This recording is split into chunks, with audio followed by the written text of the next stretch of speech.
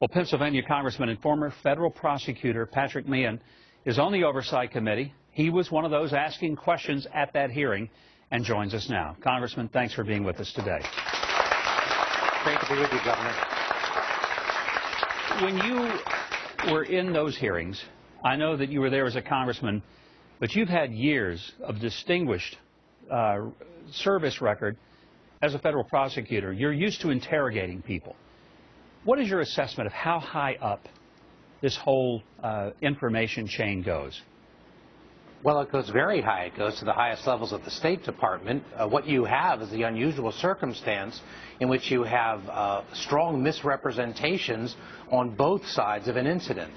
On the front end, whether or not they were aware, it Maine justice about the dire situation and unsafety in Libya and Benghazi in particular. And there was clear and uncontroverted testimony that not only were they aware these reports were going up, and they were being told effectively to stifle them.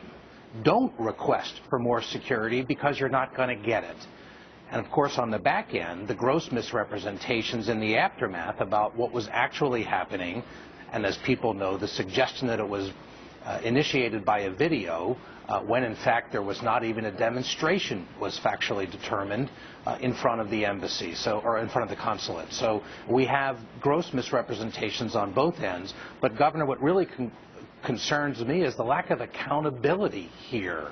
What you're beginning to see is finger pointing, as if it's, somebody else's responsibility, and the failure for those in Washington listen to those on the ground who really know what's going on and being responsive to their clues instead of telling them what's going on from Washington. It's kind of a paradigm for a lot of other things going on in our government today.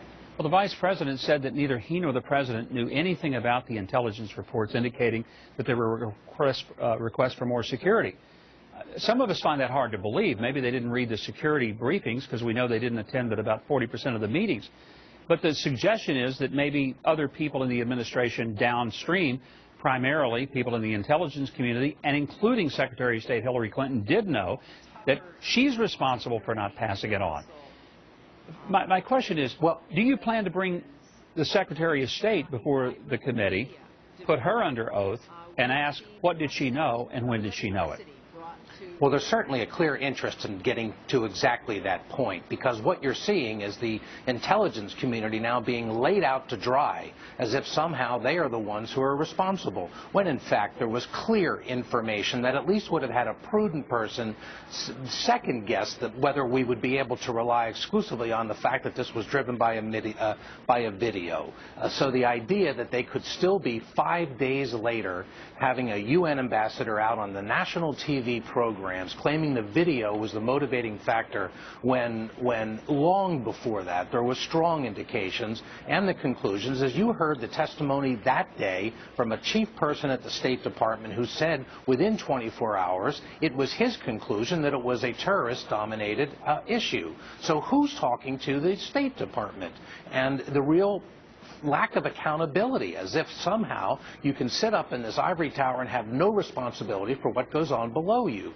And the misrepresentation, which I consider to be a gross misrepresentation by the Vice President, that they didn't know anything about requests, again, sort of if you use your ears, that somehow you're not accountable. And I just don't buy it. Assuming that the President and the Vice President did not know about the security requests, because, I mean, there are consulates all over the world, there are embassies all over the world. I understand there would be thousands, literally, of reports that might bubble up. But after the event, it seems inconceivable that the President of the United States was unaware of the facts that were obvious to the intelligence community. How could he have not known, and if he didn't know, who kept that information from him? Governor, that is the duty of inquiry. You ran a government, you understand, and I think particularly where there's notice, and now you should be getting real-time reports from that give accurate and actual information. This is the same paradigm we're seeing in Fast and Furious, where the response is, well, we didn't know anything about it. And you can't be able to be held unaccountable because you choose not to listen to those who have information to bring to you. And I'm being kind when I say choose not to listen. I think there is a duty of inquiry. There's a duty of responsibility when something that significant, that had to be one of the most important things the federal government was responding to at that moment, and for them to say that they aren't aware of the circumstances suggests one of two things, either incompetence or misrepresentation. Congressman, I appreciate your being here, and I appreciate your service on the committee. Thank you very much for joining us today. Thank you, Governor. Always great to be with you. With the election just over 3